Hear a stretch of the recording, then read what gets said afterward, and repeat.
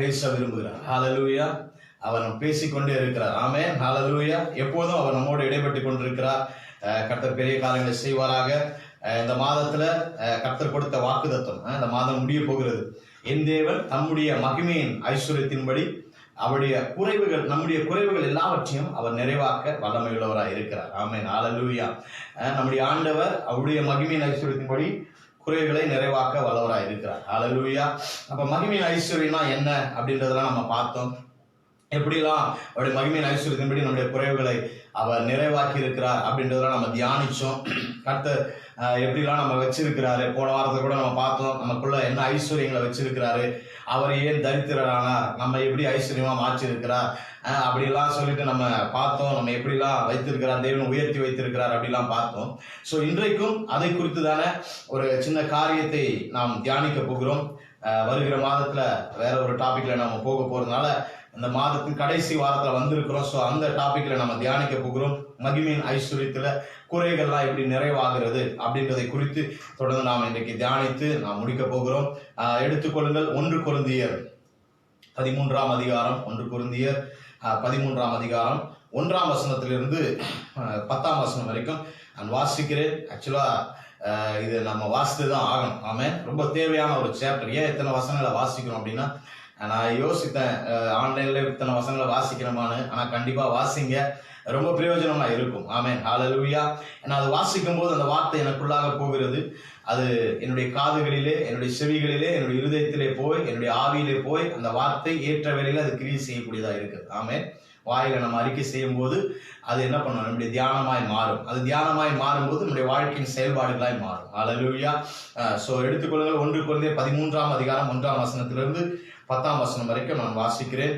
நான் மனுஷர் பாஷைகளையும் தூதர் பாஷைகளையும் பேசினாலும் அன்பு எனக்கு இராவிட்டால் சத்தமிடுகிற வெண்கலம் போலவும் ஓசை இடுகிற கைத்தாளம் போலவும் இருப்பேன். நான் தீர்க்க தரிசன வரத்தை உடையவனாய் இருந்து சகல ரகசியங்களையும் சகல அறிவையும் அறிந்தாலும் மலைகளை பேர்க்கத்தக்கதாக சகல விசுவாசம் உள்ளவனாய் இருந்தாலும் அன்பு எனக்கு இராவிட்டால் நான் ஒன்றுமில்லை. எனக்கு உண்டான யாவற்றையும் நான் அன்னதானம் பண்ணினாலும் என் சரீரத்தை சுட்டெரிக்கப்படுவதற்கு கொடுத்தாலும் அன்பு எனக்கு இராவிட்டால் எனக்கு பிரயோஜனம் ஒன்றுமில்லை. அன்பு நீடிய சாந்தமும் தயவும் உள்ளது. அன்புக்கு பொறாமை இல்லை. அன்பு தன்னை புகழாது, இருமாப்பாயிராது, அயோக்கியமானதை செய்யாது, தற்பொழிவை நாடாது, சினமடையாது, தீங்கு நினையாது, அநியாயத்தில் சந்தோஷப்படாமல் சத்தியத்தில் சந்தோஷப்படும், சகலத்தையும் தாங்கும், சகலத்தையும் விசுவாசிக்கும், சகலத்தையும் நம்பும், சகலத்தையும் சகிக்கும். அன்பு ஒரு காலம் ஒழியாது. தீர்க்க தரிசனங்களாலும் ஒழிந்து போகும், அந்நிய பாஷைகளாலும் ஒழிந்து போகும், அறிவானாலும் ஒழிந்து போகும். நம்முடைய அறிவு குறைவுள்ளது, நாம் தீர்க்க தரிசனம் சொல்லுதலும் குறைவுள்ளது. நிறைவானது வரும்போது குறைவானது ஒழிந்து போகும். ஹalleluya. ஆமென்.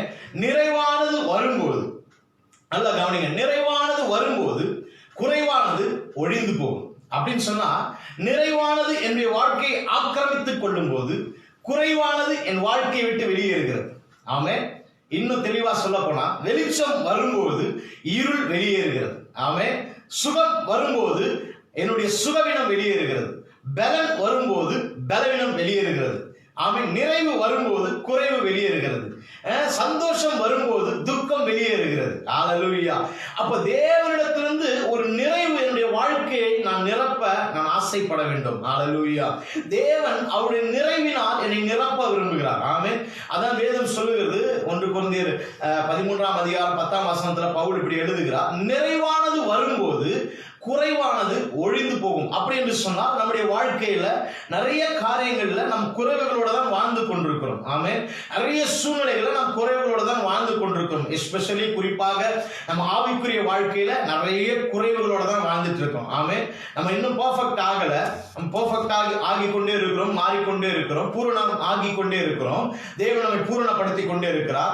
அதையெல்லாம் தான் நம்ம இப்படி ஆராதிக்கிறோம், இப்படி எல்லாம் வார்த்தைகளை கேட்கிறோம், இப்படி எல்லாம் ஒருவருக்கு ஒரு ஐக்கியப்பட்டு ஜெபம் பண்றோம், ஒருவரோட ஒருமனமா இருக்கிறோம். ஏன் இதெல்லாம் நடக்குது? ஏன் இந்த ஆராதனை, ஏன் சபையே இல்லைனாலும் ஆன்லைன்ல எப்படி தனியா ஒரு கேமரா வச்சு ஒரு போனை வச்சு ஒரு ரூம்ல வச்சுட்டு லைட் எல்லாம் போட்டு ஏன் இப்படி கத்திட்டு இருக்கோம் அப்படின்னு சொன்னா, அந்த வார்த்தைகளை நாம் கேட்கும் போது, அதோடு நாம் இணைந்திருக்கும் போது, நாம் தேவன் யார் என்பதையும் தேவனுடைய நிறைவான காரியங்களை நாம் அறிந்து கொள்கிறோம். அறிந்து கொள்ளும் போது என்னுடைய வாழ்க்கையில் இருக்க குறைவு ஆட்டோமேட்டிக்கா போகிறது. ஆமென், ஹல்லேலூயா. அப்ப நிறைவானதை தேவன் எனக்கு கொடுக்க விரும்புகிறார். ஆமென். அவர் நிறைவானதை என்னுடைய வாழ்க்கையில அவர் ஆக்கிரமித்துக் கொள்ள வேண்டும் என்று விரும்புகிறார். நிறைவானது என்னுடைய வாழ்க்கையில எப்போதும் இருக்க வேண்டும் என்று விரும்புகிறார். ஹல்லேலூயா. உலக பிரகாரமா பாத்தீங்கன்னா அவங்க சொல்ற ஒரு காரியம், எல்லாருக்கிட்டையும் நீங்க கேட்டீங்கன்னா, பிசினஸ் ஆரம்பிச்சாலும் சரி அல்லது வீடுகளில் இருக்கும் போதும் சரி, அடிக்கடி என்ன குறைவோ நிறைவோ வாழ்க்கையில இருக்கத்தான் செய்யும், நஷ்டமோ லாபமோ வரத்தான் செய்யும். வாழ்க்கைனா என்ன இருக்கும்? ரெண்டுமே இருக்கும், துன்பமும் இருக்கும் இன்பமும் இருக்கும். ஏன்னா கல்யாணம் கிறிஸ்டியன் மேரேஜஸ் எல்லாம் அப்படிதான் சொல்லி கொடுக்குறாங்க. கணவன மனைவியை கையை பிடிக்கும் போதே சொல்லிடுறாங்க, என்ன சொல்றாங்க? வாழ்விலும் சாவிலும். அப்ப என்ன, வாழ்வும் வரும் சாவும் வரும், உஷாரா இருந்துக்க. துன்பத்திலும் இன்பத்திலும். ஏடா இன்பம் வரும்னு சொன்னா கூட பரவாயில்ல, துன்பம் வரும்னு சொல்லிட்டீங்க. ஹல்லேலூயா. பக்கத்துல நிற்கும் போதே சொல்றது. ஹல்லேலூயா. இன்பத்திலும் துன்பத்திலும், வறுமையிலும் கஷ்டத்திலும், மரணம் நம்மை பிரிக்கும் வரை. ஹல்லேலூயா. அப்ப பாருங்க, தேவனிடத்துல நீங்க போயிட்டு ஒருவேளை தேவன் ஒரு மேரேஜ் இப்படி நடத்தினார்னு வச்சுக்கீங்களேன், நான் சொல்றேன் நிச்சயமாக அங்க இன்பத்திலும் துன்பத்திலும் நடத்த மாட்டாரு. அவர் நடத்தினா இன்பத்திலும், ஆமென், சந்தோஷத்திலும் மகிழ்ச்சியிலும், ஹல்லேலூயா, எல்லாவித நிறைவிலும், எல்லாவித மேன்மையிலும், எல்லாவித உயர்விலும், எல்லாவித நன்மையிலும் நான் உங்களை ஆசீர்வதிக்கிறேன் அப்படிதான் சொல்லி நடத்தி இருப்பார். ஹல்லேலூயா. ஆனா நாம் தான் என்ன பண்றோம்? நிறைவோட குறைவுகளையும் சேர்த்துக் கொள்றோம். வேதம் சொல்லுகிறது தெளிவாக, நிறைவு வரும்போது குறைவு போயிடுமா. ஹல்லேலூயா. எவ்வளவு பெரிய மேன்மை பாருங்க. ஆமென். நிறைவு வரும்போது குறைவு இருக்காது. ஆமென். அப்ப நிறைவான ஒரு வாழ்க்கை நமக்கு இருக்கிறது. ஆமென். அதை நாம் அறிந்து கொள்ள வேண்டும், அதை புரிந்து கொள்ள வேண்டும், அதை விசுவாசிக்க வேண்டும், அதை நம்ப வேண்டும். ஆமென். நம்மளும் உலகத்தன் மாதிரி சொல்லக்கூடாது, நிறைவும் இருக்கும் குறைவும் இருக்கும், அப்படி கிடையாது.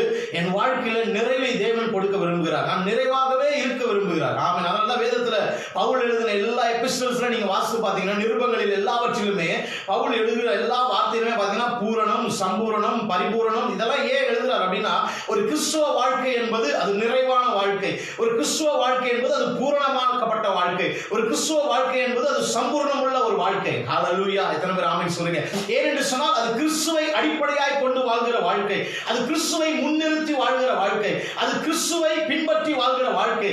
அப்படின்னு சொன்னா கிறிஸ்துவுக்குள்ள எல்லாமே பரிபூரணமா தான் இருக்குது, எல்லாமே நிறைவா தான் இருக்குது, எல்லாமே சம்பூர்ணமா தான் இருக்குது. அப்ப அதை ஃபாலோ பண்ணி அதை பின்பற்றி வாழ்கிற என் வாழ்க்கையிலும் நிறைவு இருக்கும், சம்பூர்ணம் இருக்கும், சந்தோஷம் இருக்கும், மகிழ்ச்சி இருக்கும், எல்லாமே குறைவில்லாம தாங்க இருக்கும். எத்தனை பேர் ஆமென் சொல்றீங்க? ஹல்லேலூயா. கிறிஸ்துவுக்குள்ள ஒரு குறைவையும் பார்க்க முடியாது நீங்க. ஆமென். ஹல்லேலூயா. கிறிஸ்து கோபப்பட்டாரா? இல்ல.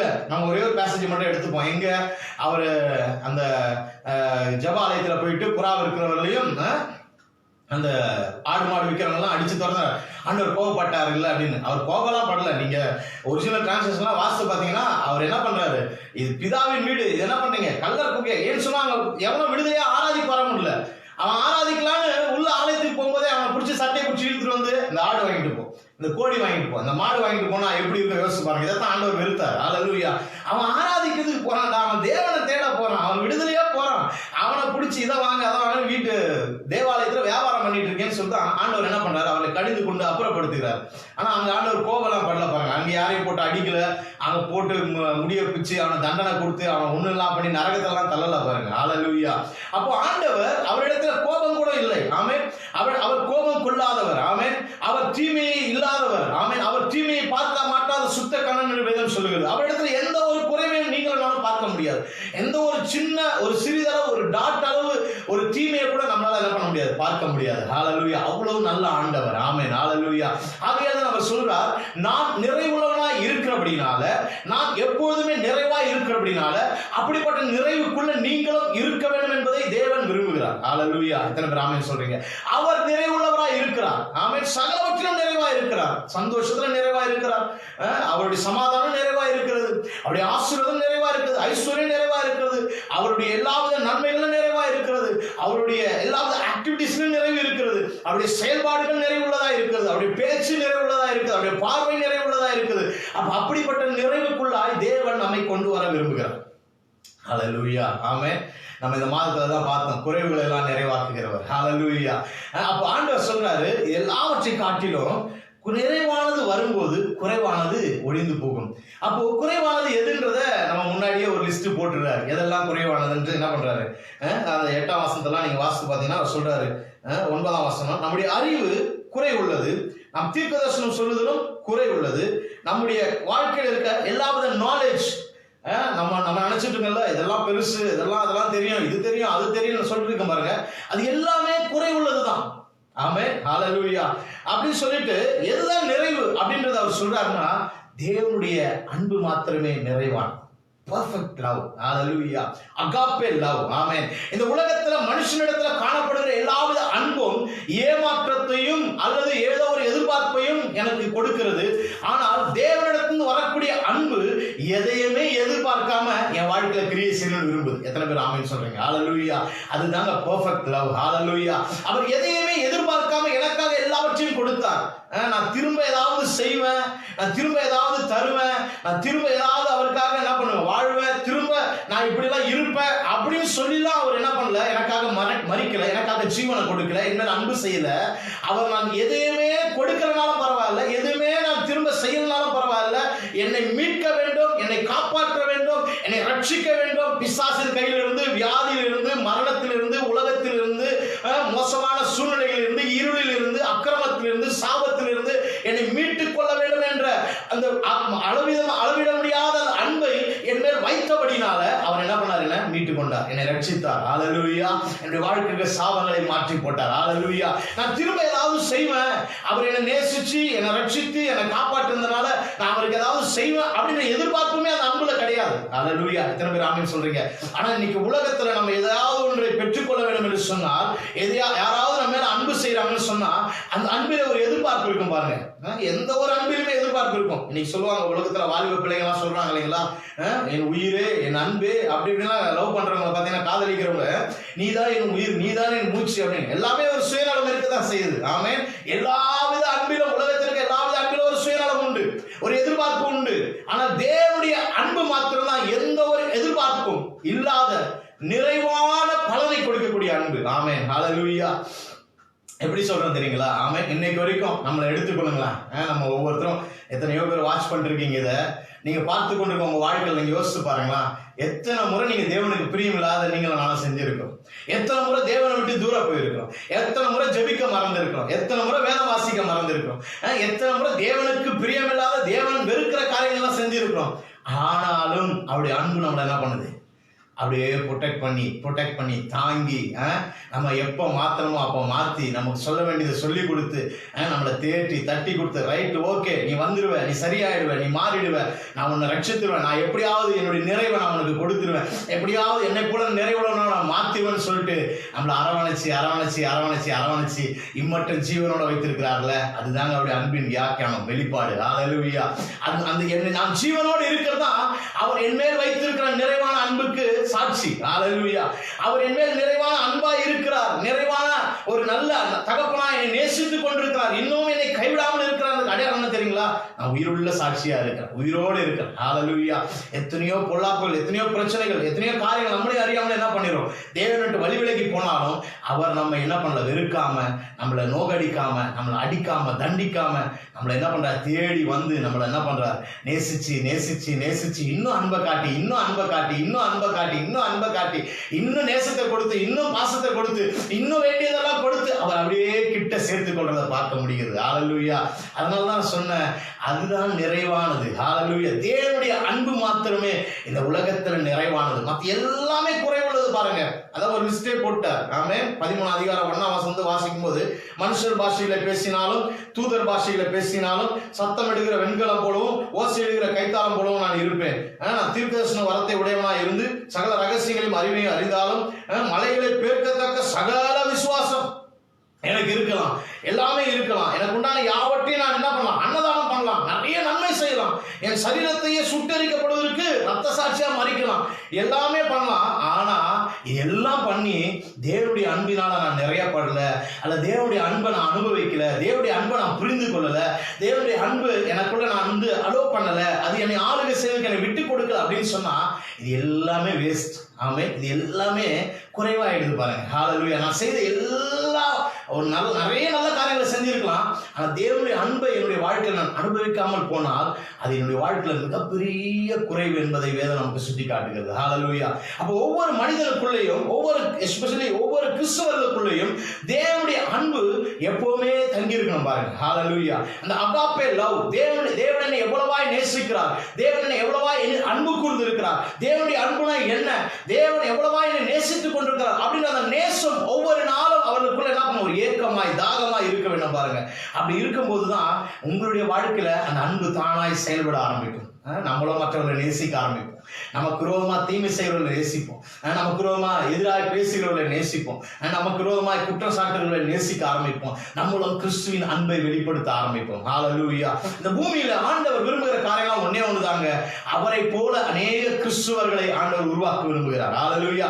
அவரை போல கிறிஸ்துக்களை தேவன் உருவாக்க விரும்புகிறார். ஆமென். அவர் எப்படி இந்த பூமியில அவர் எல்லாருக்கும் நன்மையே செஞ்சுட்டு இருந்தார், இன்னமும் செஞ்சுட்டு இருக்கிறார். வேதத்துல வாசிக்கும் போது பழைய ஏற்பாட்டுல இப்படி போடப்பட்டிருக்கு, அவர் நல்லோர் மேலும் தீயோர் மேலும். மத்திய 5ஆம் அதிகாரத்தை போடும்போது நீதி உள்ளவர் மேலும் அநீதி உள்ளவர் மேலும் சூரியனை உதிக்க பண்ணுகிறார். பழைய ஏற்பாட்டு வாசிக்கும் நல்லோர் மேலும் தீயோர் மேலும் மழையை வருஷிக்க பண்றார். அப்ப பாத்தீங்கன்னா இன்னும் நன்மை செய்து கொண்டுதான் இருக்கிறார். அதே அன்பினால நாம் நிறையப்படும் போது, அந்த அன்பை உணர ஆரம்பிக்கும் போது, அந்த நிறைவை நாம் பெற்றுக்கொள்ளும் போது, அந்த நிறைவுக்குள்ள நாம் வரும்போது நாமும் அப்படியே செயல்பட ஆரம்பிப்போம். ஹalleluya. நம்முடைய வாழ்க்கையில் அந்த அன்பை நாம் வெளிப்படுத்த வேண்டும் என்று தேவன் விரும்புகிறார். ஆமென். வெளிப்படுத்தணும்னா சும்மா வெளிப்படுத்த முடியாது, பெற்று அனுபவிச்சாதான் வெளிப்படுத்த முடியும். ஆமென். அதை அனுபவிக்கணும், அந்த அன்பை அனுபவிக்கணும். ஆண்டவரே நீங்க என்ன எவ்வளவா நேசிக்கிறீங்க, உங்க அன்பு எவ்வளவு பெரியது அப்படின்றத நான் புரிஞ்சுதாதான், அதை பத்தி நான் படிச்சாதான், அதை பத்தி நான் அனுபவிச்சாதான் மற்றவர்களுக்கு என்ன பண்ண முடியும், அந்த அன்பை கொடுக்க முடியும். எத்தனை பேர் ஆமென் சொல்றீங்க? ஹalleluya. வேதத்துல வாசிக்கிறோம் அந்த அன்பு எப்படி உள்ளது அப்படின்றத நமக்கு வேதத்துல அதே 13ஆம் அதிகாரத்தை சொல்லி இருக்கு பாருங்க. 4ஆம் வசனத்தை வாசிக்கிறேன். அன்பு, தேவனுடைய அன்பு நீடிய சாந்தம் உள்ளது. ஆமென். ஹalleluya. எவ்வளவு உங்களை டார்ச்சர் பண்ணாலும் உங்க சாந்த குணம் என்ன பண்ணாது, மாறவே மாறாது. ஹalleluya. பாருங்க இவ்வளவு மேன்மையான காரியம், இதெல்லாம் தியானிக்கணும் பாருங்க. ஒவ்வொரு கிறிஸ்தவனுக்கு இருக்க வேண்டிய குவாலிட்டி இதெல்லாம் பாத்தீங்கன்னா நம்முடைய வாழ்க்கையில 3 நாட்களா இந்த காரியங்களை நான் பயங்கரமா டிஸ்டர்ப் பண்ணிட்டு இருக்குது. ஆமென். ஹalleluya. அப்படி அன்பை குறிச்சு அப்படியே நேத்தெல்லாம் ரொம்ப மந்தமா தான் இருந்தது. ஏன் மந்தமா இருக்கு அப்படின்னு யோசிக்கும் போது அப்படி அன்பு உள்ளுக்குள்ள வந்துட்டோன்னே வேற எதையுமே மைண்ட்ல ஓட மாட்டேன், வேற எதையுமே திங்க் பண்ண முடியல, வேற எதையுமே ஈவன் என்னுடைய மொபைல கூட நான் நிறைய யூஸ் பண்ணவே இல்லை, அப்படியேதான் இருந்தது. ஹalleluya. அது இருக்க வேண்டிய இடத்துல இருந்தது. என் வேலைகளை நான் செஞ்சுட்டே இருந்தேன், ஜெபம் பண்ணிட்டு இருந்தேன், துதிச்சுட்டு இருந்தேன், தேவனை பார்த்துட்டு இருந்தேன், அதை தியானிச்சுட்டே இருந்தேன் பாருங்க. ஏன் சொல்றேன் அப்படின்னு சொன்னா, அந்த அன்பு வரும்போது நம்முடைய வாழ்க்கையில பல மாற்றங்களை கொண்டு வருகிறது. ஆமென். தேவனுடைய அன்பு ஒரு மனுஷனுக்குள்ள வரும்போது அவனை நிறைவுள்ளவனாய் மாற்றுகிறது. ஆமென். அவனுக்குள்ள இருக்கிற எல்லா குறைவுகள், இந்த உலகத்துல நம்மளை பார்த்து நிறைய பேர் சொல்றாங்கல்ல, நீ அந்த குறை, உங்ககிட்ட அந்த குறை இருக்குது, இந்த குறை இருக்குது, நீ அப்படி இருக்கிற, நீ இப்படி இருக்கிற அப்படின்னு நம்மளை பார்த்து யாரெல்லாம் குறை சொல்றாங்களோ அவர்கள்லாம் நம்மளை நிறைவாய் பார்க்கத்தக்க விதத்துல அவருடைய அன்பு நம்மை மாற்றுகிறது. அதைத்தான் பேசிட்டு இருக்கு. ஹalleluya. உங்க வாழ்க்கையில நீங்க நிறைவா இருக்கணுமா, உங்களை பார்க்கிறவர்கள் உங்களிலே நிறைவை காண வேண்டுமா, நீங்க கிறிஸ்துவின் அன்புக்குள்ளாய் நிரப்பப்பட வேண்டும். எத்தனை பேர் ஆமென் சொல்றீங்க? ஹalleluya. நம்முடைய வாழ்க்கையில தேவனுடைய அன்பு நிரம்ப நிரம்ப நிரம்ப நிரம்ப நமக்குள்ளே நம்மை அறியாமல் இருக்கிற அநேக குறைவுகள் அது தானா பறந்து போயிடும். ஆமே. சின்ன சின்ன விஷயங்கள் கூட அது தானாய் நம்மை விட்டு அகன்று போய்விடும். ஹalleluya. வேதம் சொல்லுகிறது அன்பு நீடிய சாந்தம் உள்ளது, தயவும் உள்ளது. ஹalleluya. அது இரக்கம் உள்ளது பாருங்க. அன்பு என்ன பண்ணாது, அன்புக்கு பொறாமை இல்லை. அன்புக்கு, தேவனுடைய அன்புல என்ன கிடையாது, பொறாமை கிடையாது. அது யாரை பார்த்தோம், இவன் அப்படி ஆயிட்டான், அவன் அப்படி ஆயிட்டான், இவன் பெரிய ஆள் ஆயிட்டான், இவன் இப்படி, அது பொறாமப்படவே படாது பாருங்க. நான் வேதமா எப்படி சொல்லிட்டு, அன்பு தன்னை புகழாது, என்னைக்குமே தன்னை எக்ஸால்ட் பண்ணி நான் அப்படி பண்ண இப்படி பண்ண அப்படி இப்படின்றது என்ன பண்ணாது. அது பாட்டு என்ன செஞ்சாலும், உலகமே கை தட்டினாலும் சரி, அது பாட்டு தன்னை என்ன பண்ணாது, புகழ்ந்துக்காம அது பாட்டு வேலை செஞ்சுட்டே இருக்கும். ஹalleluya. அப்படிப்பட்ட ஒரு நிலைமைக்குள்ள வரணும் தேவன். அன்பு இருமாப்பா இராதான். ஹalleluya. அயோக்கியமானதை செய்யாது, தற்பொழிவை நாடாது, சினமடையாது. ஆமென். டக்கு டக்குன்னு கோவப்பட்டுறோம். ஆமென். நம்ம வாழ்க்கையில ஒரு பெரிய குறைவு அப்படின்னு சொன்னா, எல்லாருடைய வாழ்க்கையில நம்ம பார்க்கிற ஒரு பெரிய குறைவு டக்கு டக்குன்னு கோவப்பட்டுறது. ஏதாவது ஒண்ணு சொல்லக்கூடாது, டக்குன்னு கோவப்பட்டுரும், டக்குன்னு அந்த ரிலேஷன்ஷிப்பை பிரேக் பண்ணிக்கும், டக்குன்னு அந்த உறவை என்ன பண்ணுவோம், முறிச்சுக்கும், டக்குன்னு அந்த உறவை விட்டு வெளியே போயிடுவோம், டக்குன்னு அவ்வளவுதான் அப்படின்ட்டு. ஆனா வேதம் சொல்லுது, ஒரு மனிதனுக்குள்ள தேவனுடைய அன்பு நிரம்பி இருக்கும் போது அவனுக்கு சினம் வராதான். ஹல்லேலூயா. அந்த அன்பு சினமடைய செய்யாது. எப்பேற்பட்ட உறவுகளையும் அது திரும்ப கட்டி எழுப்ப அது உங்களை என்ன பண்ண உந்தி தள்ளி கொண்டே இருக்கும். ஹல்லேலூயா.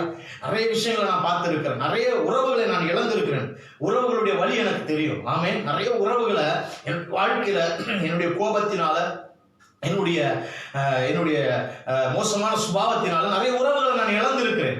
ஆனால் என்றைக்கு தேவனுடைய அன்பு அதிகமா என்னுடைய வாழ்க்கையில கிரியை செய்ய ஆரம்பிச்சதோ அன்னைக்கு முடிவு பண்ணிட்டேன், நமக்கு தேவன் கொடுக்கிற ஒரு உறவை கூட நம்ம என்ன பண்ண இழக்கக்கூடாது. ஹல்லேலூயா. அந்த உறவில நம்ம என்ன பண்ணணும், அதை ஸ்ட்ராங் படுத்தணும், அதை எப்படியாவது என்ன பண்ணணும், கட்டி எழுப்பணும் அப்படின்னு சொல்லி தான் தேவன் விரும்புகிறார். அன்பு சிரமடையாது, அன்பு தீங்கு நினையாது. மற்றவர்கள் வாழ்க்கையில மற்றவர்களுக்கு யாரா இருந்தாலும் சரி, எவ்வளவு அவங்க தீமை செய்கிறவர்களா இருந்தாலும் அவர்களுக்கு கூட தீமை நினைக்காதுதான் தேவனுடைய அன்பு. ஆமே.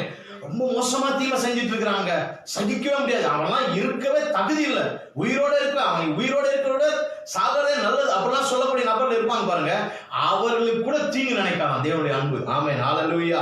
வேதத்துல வாசிக்கிறோம் 6ஆம் வசனம், அநியாயத்தில் சந்தோஷப்படாமல் சத்தியத்தில் சந்தோஷப்படும். இந்த அன்பு நமக்குள்ள இருக்கிறதுன்னு அடையாளம் என்ன தெரியுங்களா? அது எப்பவுமே சத்தியத்தை கேட்கும் போதெல்லாம் சந்தோஷமா இருக்கும். ஹல்லேலூயா. பைபிளை தூக்கினா அதுல இருக்கிற சந்தோஷம் அவனுக்கு எத்தனை கோடி கொடுத்தாலும் வராது. ஆமென். அப்படிப்பட்ட ஒரு சந்தோஷம் ஒரு மனுஷனுக்குள்ள இருக்குன்னா அவனுக்குள்ள தேவ அன்பு இருக்குன்னு அர்த்தம். இந்த பைபிளை எப்பெல்லாம் தூக்கும் போது சந்தோஷம் வருதோ அப்பெல்லாம் உங்களுக்குள்ள தேவ அன்பு இருக்குது. எப்பெல்லாம் ஆராதிக்கணுன்ற சந்தோஷம் வருதோ அப்பெல்லாம் தேவ அன்பு உங்களுக்குள்ள இருக்குது. எப்பெல்லாம் ஆலயத்துக்கு போலாம் சொன்னோடனே சந்தோஷம் வருதோ அப்பெல்லாம் தேவ அன்பு உங்களுக்குள்ள இருக்குது. ஹல்லேலூயா. எப்பெல்லாம் நீங்க தேவனை தேடலாம் சொல்லும் போது உள்ளுக்குள்ள இருந்து ஒரு இன்ஸ்பிரேஷன், ஒரு சந்தோஷம் அப்படியே பொங்கி வருது பாருங்க, அப்பதான் நீங்க நினைச்சுக்கணும் உங்களுக்குள்ள தேவ அன்பு கிரியை செய்து கொண்டிருக்குது. ஹல்லேலூயா. ஆனா இதெல்லாம் சொல்லும் போது முகம் மாறிச்சு, இதெல்லாம் சொல்லும் போது ஐயோ நினைச்சீங்க, இதெல்லாம் பண்ணணும்னு சொல்லும் போது ஞாயிற்றுக்கிழமை ஆராதனையா, வெள்ளிக்கிழமை உபவாச ஜெபமா, சாயந்தரம் கூட்டமா, என்னப்பா எப்ப பார்த்தாலும் நடத்திட்டு இருக்காங்க அப்படின்னா எங்கேயோ தேவனுடைய அன்பா நம்ம மிஸ் பண்ணி கொண்டிருக்கோம். ஹல்லேலூயா. ஆமென். எத்தனை பேர் ஆமென் சொல்றீங்க? ஹல்லேலூயா. தேவனுடைய அன்பு இருக்கிறவனுடைய வாழ்க்கையில அவன் எப்பவுமே சத்தியத்தை பார்க்கும் போதெல்லாம் சந்தோஷப்படுவான். ஹல்லேலூயா. எங்கெல்லாம் அவருடைய வார்த்தை இருக்கிறதோ, எங்கெல்லாம் அவருடைய வார்த்தையின் அடிப்படையில பேசுகிறார்களோ, எங்கெல்லாம் அவருடைய வார்த்தையை சொல்கிறார்களோ அதெல்லாம் பார்க்கும் போதே அவனுக்கு சந்தோஷம் உண்டாகும். சத்தியத்தை பார்க்கும்போது சந்தோஷம் உண்டாகும். தேவனுடைய வார்த்தைக்குரிய காரியங்களை தியானிக்கும் போது சந்தோஷம் உண்டாகும். நம்முடைய வாழ்க்கையில தேவனை ஆராதிக்கும் போதோ, துதிக்கும் போதோ, ஜபிக்கும் போதோ சந்தோஷம் இருக்குதுங்களா? 1.5 மணி நேரம் 1.25 மணி நேரம் தான் நம்ம இந்த ஆன்லைன்ல ஆராதிக்கிறோம்.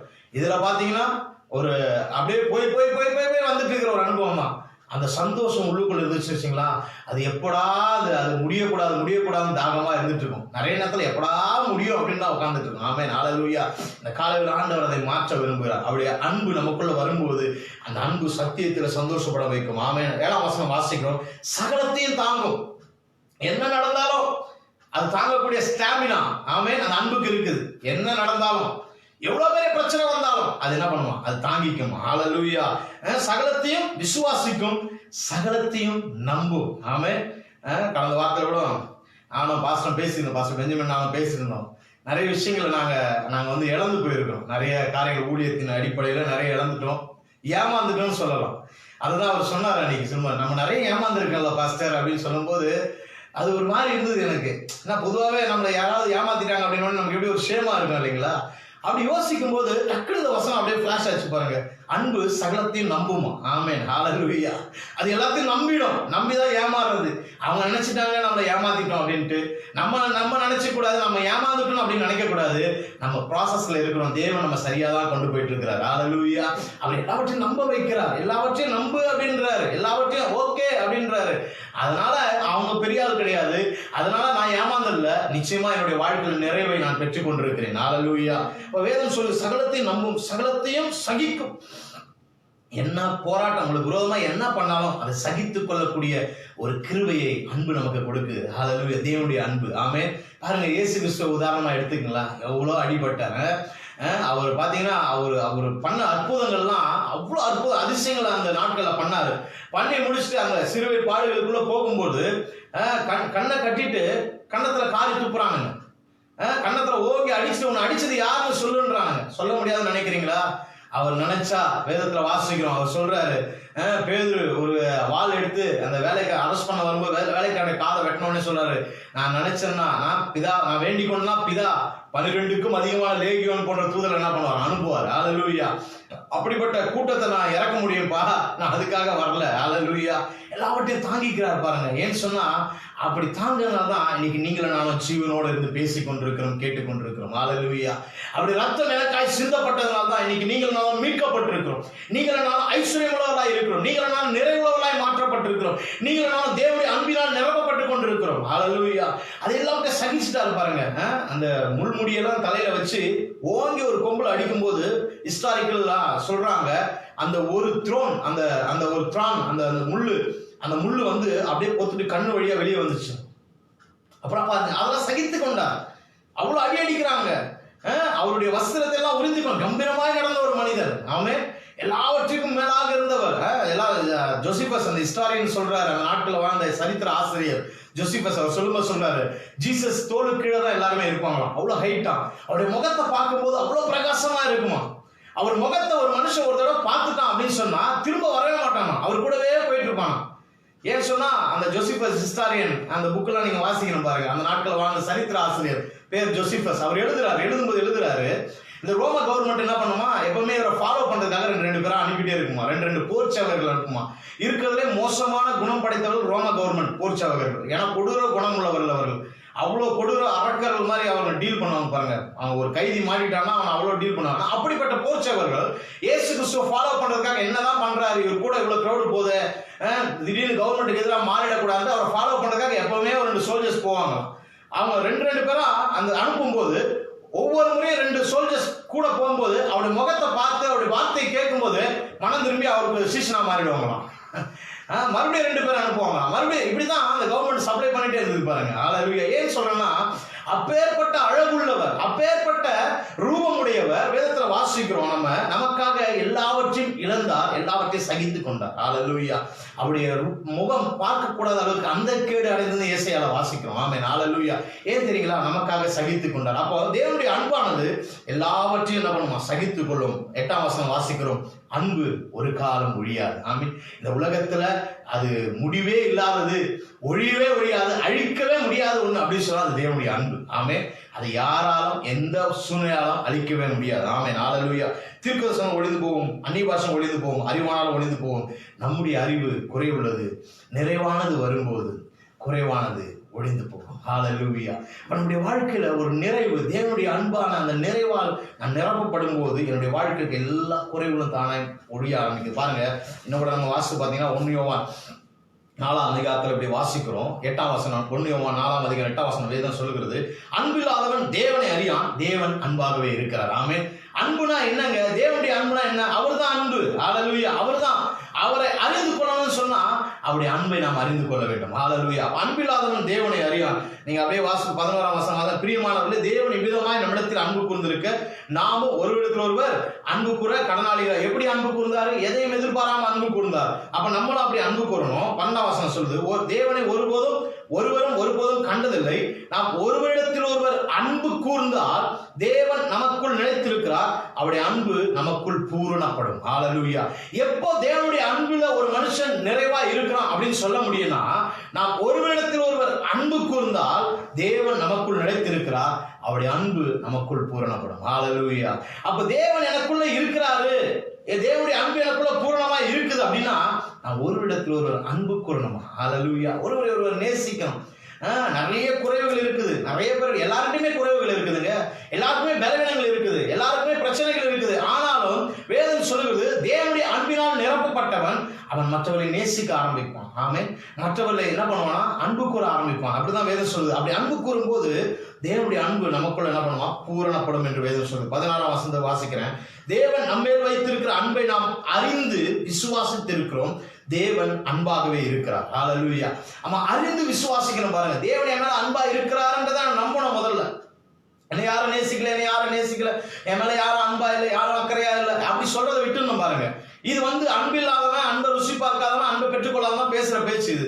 தேவன் என்ன அன்பா இருக்கிறார், தேவனை நேசிக்கிறார். ஒவ்வொரு நாளும் என்ன பார்த்து ஐ லவ் யூ சொல்றார். ஒவ்வொரு நாளும் என்ன பார்த்து அவருடைய அன்பை என்ன ஊற்றிக்கொண்டே இருக்கிறார். ஒவ்வொரு நாளும் அவருடைய நேசத்தால் என்னை நிறைத்துக் கொண்டிருக்கிறார். ஒவ்வொரு நாளும் அவருடைய பாசத்தால் என்னை அரவணைத்துக் கொண்டிருக்கிறார் அப்படின்னு நாம் விசுவாசிக்கணும் பாருங்க. அப்ப வேதம் சொல்லுகிறது, அவர் நம்மேல் வைத்திருக்க அன்பை நாம் அறிந்து விசுவாசித்திருக்கிறோம், தேவன் அன்பாகவே இருக்கிறார். அன்பில் நிலைத்திருக்கிறவன் தேவனில் நிலைத்திருக்கிறான், தேவனும் அவனில் நிலைத்திருக்கிறார். ஹalleluya. அன்பில் தேவனுடைய அன்புல ஒருத்தன் நிலைத்திருக்கிறான் அப்படின்னு சொன்னா அவனுக்குள்ள தேவன் நிலைத்திருக்கிறான். ஹalleluya. அப்ப நீங்க போகிற இடத்துல தேவனை வெளிப்படுத்த முடியும். உங்க பேச்சு தேவனை வெளிப்படுத்தும், உங்க பார்வை தேவனை வெளிப்படுத்தும், உங்க செயல்பாடுகள் தேவனை வெளிப்படுத்தும். நீங்க நினைக்கிற நினைவுகள்ல தேவன் இருப்பார், நீங்க பேசுகிற பேச்சுல தேவன் இருப்பார், நீங்க செய்கிற வேலைகள்ல தேவன் இருப்பார். ஹalleluya. உங்களை பார்க்கிறவர்கள் தேவனை உங்களிலே பார்ப்பார்கள். எத்தனை பேர் ஆமென் சொல்றீங்க? ஹalleluya. என்னை பார்க்கிறவன் என்னிலே யாரை பார்ப்பான்? தேவனை பார்ப்பான். இயேசு கிறிஸ்து சொன்னார்ல, என்னை கண்டவன் பிதாவை கண்டான். அப்ப நான் இயேசுவின் அன்பால் நிரப்பப்பட்டு நான் இயேசுவை எனக்குள்ள தரித்திருக்கும் போது, அப்படி அன்பினால் நிரப்பப்படும் போது, அப்படி அன்பை அறிந்து கொள்ள என்னை பார்க்கிறவர்கள் எனக்குள் கிறிஸ்துவை பார்ப்பார்கள். எத்தனை பேர் ஆமென் சொல்றீங்க? அப்படி 17ஆம் வசனம் சொல்லுகிறது, நியாய தீர்ப்பு நாளிலே நமக்கு தைரியம் உண்டாயிருக்கத்தக்கதாக அன்பு நம்மிடத்திலே பூரணப்படுகிறது. ஏனென்றால் அவர் இருக்கிற பிரகாரமாக நாமும் இவ்வுலகத்திலே இருக்கிறோம். ஹalleluya. அன்பிலே பயம் இல்லை, பூரண அன்பு பயத்தை புறம்பே தள்ளும். பயமானது வேதனை உள்ளது, பயப்படுகிறவன் அன்பிலே பூரணப்பட்டவன் அல்ல. ஆமென். பாருங்க, ஒரு மனிதனுக்குள்ள தேவனுடைய அன்பு இருக்குன்னு சொன்னா அவன் எதை குறித்தும் பயப்பட மாட்டான். எதை குறித்தனா தேவனை பார்த்தே பயப்பட மாட்டான். பாருங்க, அவன் தேவனுக்கு என்ன பண்ண மாட்டான்? தேவனை பார்த்து நடுங்க மாட்டான். ஆனால் தேவனோடு கூட எப்பவும் தங்கி இருப்பான். ஹalleluya. அப்ப கர்த்தருக்கு பயப்படக்கூடாதா? உடனே நமக்கு இப்படி ஒரு கேள்வி வரும் பாருங்க. கர்த்தருக்கு பயப்படக்கூடாதா? வேதம் சொல்லுது பயப்படணும். கர்த்தருக்கு பயப்படுறதுனா என்னங்க? தீமையை விட்டு விலகுவதே கர்த்தருக்கு பயப்படும் பயம். நீங்க தேவனுடைய அன்பினால் நிரப்பப்பட்டிருக்கும் போது தீமை எப்படி உங்க வாழ்க்கையில இருக்கும்? நிறைவானது உங்க வாழ்க்கையில இருக்கும்போது குறைவு எப்படிங்க இருக்கும்? அது ஆட்டோமேட்டிக் வெளியே போயிடும். ஹalleluya. அப்ப நீங்க தேவனோடு இணைந்து இருக்கிறீங்க. ஹalleluya. நீங்க தேவனோடு இணைந்து இருக்கும் போது பூரண அன்பு பயத்தை புறம்பே தள்ளும். நிறைய காரியங்களை குறித்து பயந்து கொண்டிருக்கிறோம்ல, எதிர்காலத்தை குறித்து, பிள்ளைகளை குறித்து, பொருளாதாரத்தை குறித்து, கணவனை குறித்து, மனைவியை குறித்து, சூழ்நிலைகளை குறித்து, உறவுகளை குறித்து, நான் செய்யற வேலையை குறித்து, நாளைக்கு என்ன நடக்கின்றதை குறித்து பயந்து வாழ்ந்துட்டு இருக்கும். பாருங்க, இந்த பயம் எனக்குள்ள இருக்குன்னு சொன்னா நான் இன்னும் தேவனுடைய அன்பை நான் இன்னும் சந்தேகப்பட்டுட்டு இருக்கேன். தேவனுடைய அன்பினால் நிரப்பப்படாது. ஹalleluya. அப்ப இந்த பயம் எனக்குள்ள இருக்கக்கூடாதுன்னு சொன்னா நான் தேவனுடைய அன்பினால் நிரப்பப்பட வேண்டும். ஹalleluya. நீங்க தேவனுடைய அன்பினால் நிரப்பப்பட்டுறீங்களா? எவ்வளவு பெரிய சூழ்நிலை வந்தாலும் நீங்க பயப்பட மாட்டீங்க. ஹalleluya. பவுலை குறித்து வேதம் பவுல் சிரச்சேதம் பண்ணும்பொழுது ஹிஸ்டாரிக்கலா சொல்றாங்க, நாளைக்கு பவுலுடைய கழுத்தை வெட்ட போறாங்க. நாளைக்கு பவுலுடைய கழுத்தை வெட்ட போறாங்க. நீரோ மன்னன் காலத்துல நினைக்கிறேன். ஆமா, நீரோ மன்னன் காலத்துல AD 60s நினைக்கிறேன். அந்த டைம்ல 50s to 60 அந்த டைம்ல பவுலுடைய கழுத்தை சிரச்சேதம் பண்ண போறாங்க. அப்போ பவுலை கூட்டிட்டு போறாங்க. அது ஒரு உயர்ந்த செங்குத்தான மலைக்கு மேல கொண்டு போய் தான் அவருடைய கழுத்தை வெட்டுவாங்க. அப்போ அந்த ஹிஸ்டாரிக்கலா அந்த ஜோசிபஸ் அந்த ஆசாரியர் எழுதும்போது சொல்றாரு, பவுலை கூட்டு போகும்போது சாகிறதுக்கு போறாங்க. பவுலு அவர் இன்னும் கொஞ்ச நேரத்தில் தலையை வெட்ட போறாங்க. கிறிஸ்துவுக்காக சுவிசேஷம் பிரசங்கத்துக்காக தலையை வெட்ட போறாங்க. அப்படி போகும்போது அவருடைய நடை ராஜ நடையா இருந்ததான். ஒரு சிங்கத்தை போல, ஒரு கெர்ச்சிக்கிற சிங்கத்தை போல அவருடைய நடை இருந்ததான். ஹalleluya. அவர் எழுதுகிறார், அவருடைய முகத்தில் அவ்வளோ ஒரு பிரகாசம், அவ்வளோ ஒரு சந்தோஷம், அவ்வளோ ஒரு மகிழ்ச்சி இருந்துதான். சாக போற எவனுக்காவது இப்படி இருக்குமா? ஹalleluya. அதுதாங்க கிறிஸ்துவின் அன்பு. ஆமென். ஹalleluya. அப்ப ஒரு மனுஷனுக்குள்ள கிறிஸ்துவின் அன்பு இருக்கும்போது மரணத்தை பார்த்து கூட பயம் இருக்காது. ஆமென். ஹalleluya. நேருக்கு நேராய் மரணத்தை மோதக்கூடிய ஒரு தன்மையை கர்த்தர் நமக்குள்ள வைத்திருக்கிறார். மரணத்தை பார்த்து சவால் விடக்கூடிய, சாவை பார்த்து சவால் விடக்கூடிய, சாவை பார்த்து பேசக்கூடிய, துறக்கக்கூடிய, அதை கீழ்படுத்தக்கூடிய ஒரு வல்லமையை நமக்குள்ள வைத்திருக்கிறார். ஆமென். அவருடைய அன்பு நமக்குள்ள வைத்திருக்கிறது. ஆமென். அப்பேற்பட்ட அதை பார்த்து கூட பயப்படாத அளவுக்கு அவருடைய அன்பினால பவுல் நிரப்பப்பட்டிருந்தான். பாருங்க, நம்முடைய வாழ்க்கையில அவருடைய அன்பு நிரம்பி இருக்கும்போது எதை நடந்தாலும், என்ன பிரச்சனை வந்தாலும் பயமே இருக்காது. பாருங்க, ஏன் தெரியுங்களா? அந்த அன்பு உள்ளது சொல்லிட்டே இருக்கும், நீ நிறைவா தான் இருக்கிற, உனக்கு வேண்டிய எல்லாம் நிறைவா இருக்குது, உனக்கு வேண்டிய எல்லாமே நிரப்பி இருக்கிறேன், உனக்கு வேண்டிய எல்லாமே சந்திக்கப்பட்டிருக்குது, நீ எதுலையுமே குறைவில்லை, நீ பெர்ஃபெக்டா இருக்கிற, உனக்கு வேண்டிய எல்லா தேவைகளும் நிறைவா தான் இருக்குன்னு அது சொல்லிட்டே இருக்கும். பாருங்க, ஹalleluya. அது நிறைவா தான் நம்மளை நடத்திட்டு இருக்கோம். எத்தனை பேர் ஆமென் சொல்றீங்க? எத்தனை பேர் அந்த நிறைவுக்குள்ள வரணும்னு விரும்புறீங்க? ஹalleluya. அப்போ நிறைவானது அந்த அன்பு நமக்குள்ள இருக்கும்போது நம்ம வாழ்க்கையில பயப்படாம தைரியம் உள்ளவர்களாக வாழ்வோம். ஆமென். வேதத்துல வாசிக்கும் போது தான் சொல்லுது, நியாய தீர்ப்பு நாளிலே நமக்கு தைரியம் உண்டாயிருக்கத்தக்கதாக அன்பு நம்மிடத்தில் பூரணப்படுகிறது. ஹalleluya. நிறைய பேருக்கு பிரச்சனையே எங்க அப்படின்னா, உலகத்தில் இருக்க எல்லா சூழ்நிலைக்கு பயப்படுறாங்களோ இல்லையோ, தேவனை பார்த்து பயப்படுறதுதான். இயேசு வரப்போறாருன்னு நிறைய பேருக்கு பயம் வந்துருது. இயேசு வந்துட்டாருன்னா என்ன ஆகும்? எங்க ரத்தத்தால கழுவப்பட்டிருக்கிறீங்க, வெளியேறப்பட்ட ரத்தத்தால மீட்கப்பட்டிருக்கிறீங்க. அவருடைய வெளியேறப்பட்ட ரத்தம், ஆணி பாய்ந்த கரங்களால் சிந்தப்பட்ட ரத்தத்தை மூலம் மீட்டு இருக்கிறாரு, விலை கொடுத்து வாங்கி இருக்கிறார். நீங்க ரட்சிக்கப்பட்டிருக்கீங்க, தேவனுடைய அன்பு உங்களுக்குள்ளாக இருக்கிறது. அவர் வந்தா நீங்க சந்தோஷப்படணுங்க. ஹalleluya. ஹஸ்பண்ட் வெளிநாட்டுல போயிருக்கிறாரு, 10 வருஷம் ஆச்சு வரல, 10 வருஷம் கழிச்சு வராருன்னு நியூஸ் கேள்விப்பட்ட உடனே சந்தோஷப்படுவோமா துக்கப்படுவோமா? ஆமென். ஹalleluya. சந்தோஷத்துல என்ன செய்யறேனே தெரியாது, அவ்வளவு சந்தோஷம் இருக்கும் பாருங்க. மணவாளன் வராருன்னா சந்தோஷம் இருக்கணுங்க. ஹalleluya. அது துக்கத்தின் செய்தி அல்ல. இயேசு வராருன்றது துக்கத்தின் செய்தி அல்ல. இயேசு வராருன்றது மகிழ்ச்சியின் செய்தி. அது மணவாட்டிக்கு மட்டும்தான் மகிழ்ச்சியா இருக்கும். ஹalleluya. நீங்களும் நானும் மணவாட்டியா இருக்கிறோம். ஹalleluya. எத்தனை பேர் ஆமென் சொல்றீங்க? நிறைய நேரத்துல அது துக்கத்தின் செய்தியா மாத்திரும் பாருங்க. நியாய தீர்ப்பு நாளிலே அப்படின்னு உடனே எல்லாருக்கும் பயம் வந்தது. ஆண்டவர் கணக்கு கேட்பார், ஆண்டவர் அப்படி பண்ணுவார் இப்படி பண்ணுவார். ஆமா, ஆண்டவர் LED டிவி வச்சுட்டு நீ செஞ்சது எல்லாத்தையும் என்ன பண்றாரு, ரிமோட்ல வந்து போட்டு காமிச்சிட்டே இருக்கிறார். இல்ல இல்ல இல்ல இல்ல, நான் அப்படி அன்பினால நிரப்பப்பட்டிருக்கிறேன். ஹalleluya. அப்படி அன்பு எப்போது எனக்குள்ள இருக்கிறது அப்படின்னு சொன்னா, நான் இந்த பூமியிலே அவரோட தான் வாழ்ந்துட்டு இருக்கிறேன். ஆமே, இந்த பூமியில நான் அவரோட தான் இருக்கிறேன். அதுதான் அந்த வசனம் முடிக்கிறது. நியாய தீர்ப்பு நாளிலே நமக்கு தைரியம் உண்டாயிருக்கிறதாக அன்பு நம்மிடத்தில் பூரணப்படுகிறது. ஏனென்றால் அவர் இருக்கிற பிரகாரமாக நாமும் இந்த பூமியிலே இந்த உலகத்திலே இருக்கிறோம் அப்படின்னு சொன்னா, அவர் வந்தாலும் அவர் வராவிட்டாலும் அவர் எப்படி இருக்கிறாரோ அப்படிதான் அந்த பூமியில இருக்கிறேன். ஆமே, அவரோட தான் வாழ்ந்துட்டு இருக்கிறேன், அவருடைய அன்புல தான் இருக்கிறேன், அவருடைய நிறைவுல தான் நான் இருக்கிறேன். ஆகையால் அவர் வந்தாலும் இன்னும் எனக்கு சந்தோஷம் தான், இன்னும் நிறைவு தான், இன்னும் உயர்வு தான், இன்னும் மேன்மை தான், இன்னும் மகிழ்ச்சி தானே தவிர எனக்கு பயம் கிடையாது. ஹalleluya. எத்தனை பேர் இப்படிப்பட்ட ஒரு நிறைவுக்குள்ள வரணும்னு விரும்புறீங்க? ஹalleluya. அப்ப இந்த பூமியிலே அப்படி வாழ்ந்து பழகணும் பாருங்க. ஆமென். ஹalleluya. அவர் என் கூட தான் இருக்கிறார். ஆமென். அவர் என்னோட கூட தான் இருக்கிறார். ஹalleluya.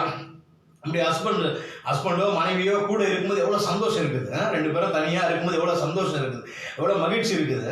பல பேருக்கு அதை சொன்னாலே இங்க பாஸ்டர் அப்படின்ற மாதிரி இல்ல இல்ல இருக்கணும். ஆமே, எப்போ இருக்கும் அப்படின்னா, நீங்க தேவனோட எந்த அளவுக்கு நெருக்கமா இருக்கிறீங்களோ அந்த அளவுக்கு குடும்பத்தோட நெருக்கமா இருப்பீங்க. நீங்க தேவனோட, கணவன் எந்த அளவுக்கு தேவனோட நெருக்கமா இருக்காரோ மனைவியோட நெருக்கமா இருப்பார். மனைவி எந்த அளவுக்கு தேவனோட நெருக்கமா இருக்காரோ கணவனோட நெருக்கமா இருப்பாங்க. பெற்றோர்கள் எந்த அளவுக்கு தேவனோட நெருக்கமா இருக்கும் பிள்ளைகளோட நெருக்கமா இருப்பாங்க. பிள்ளைகள் எந்த அளவுக்கு தேவனோட நெருக்கமா இருக்காங்களோ பெற்றோரோட நெருக்கமா இருப்பாங்க. பாருங்க, அப்படிதான் தேவன் வச்சிருக்கிறார் பாருங்க. அப்ப தேவனோட கூட இருக்கிற அந்த ஐக்கியம், அந்த அன்பு என்னுடைய வாழ்க்கையில பெருக பெருக பெருக நான் தேவனை போலவே இருக்கிறேன். அவர் இருக்கிற பிரகாரமாகவே உலகத்துல இருக்கிறேன். ஆமே. அப்ப அவர் வந்தாலும் எனக்கு பிரச்சனை கிடையாது. ஹalleluya. அப்படிப்பட்ட ஒரு தைரியம் எனக்கு வேண்டும். ஹalleluya. அப்படிப்பட்ட ஒரு நம்பிக்கை எனக்கு வேண்டும். அப்ப அந்த அன்பு தான் அந்த நம்பிக்கையை கொடுக்குது, அந்த தைரியம் கொடுக்குது. அப்ப நீங்க அந்த அன்புக்குள்ள வர வேண்டும் என்று தேவன் விரும்புகிறார். ஹalleluya. இதுவரைக்கும் அப்படிப்பட்ட ஒரு பயம் உங்களுக்குள்ள இருக்கும். தேவனை குறித்து ஒரு பயம் இருக்குதுன்னா காலவேளை அகற்றி போடுங்க. அவன் ஏன் சொன்னா, பிசாசு மனுஷனுக்குள்ள முத கொடுத்தது தேவனை குறித்த பயம். ஹalleluya. ஆதாம் வந்து அந்த பழத்தை சாப்பிட்ட உடனே ஆதாம் எவ்வளவு சாப்பிட்ட உடனே வேதத்துல வாசிக்க தேவன் வந்து கூப்பிடுறாரு. ஆதாமே எங்க இருக்கிறேன்னு கேட்ட உடனே நாங்கள் பயந்து நிர்வாணியா இருப்பதான் தோட்டத்தில் என்ன பண்ணோம், ஒளிந்து கொள்ளும். அப்ப இந்த பயத்தை யார் கொடுத்தது? பிசாசு கொடுத்திருக்கிறான் பாருங்க. ஆண்டவர் மோசமானவர், அவர் வந்தார்னா நீ தப்பு பண்ணிட்டல அவ்வளவுதான், அவன் அடிச்சிடுவாரு, நொறுக்கிடுவாரு, இன்னைக்கு முடிஞ்ச கதை அப்படின்ற பயம் உள்ளுக்குள்ள அப்படியே என்ன பண்ணி பேச ஆரம்பிச்சிச்சு.